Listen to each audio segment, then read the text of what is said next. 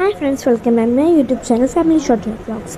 ഞങ്ങൾ സ്ഥലത്തിട്ട് പോയപ്പോൾ ഞങ്ങൾക്ക് 2 അനിലച്ചക്ക കിട്ടിയായിരുന്നു. ആ അനിലച്ചക്കേൻ്റെ കുരിയൊക്കെ എടുത്ത് മുകളിലിട്ട് ഉണക്കി.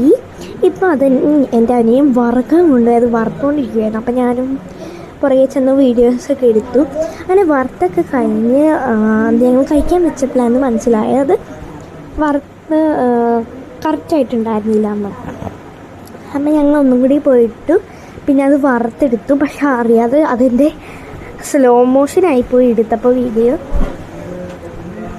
പിന്നെ അങ്ങനെ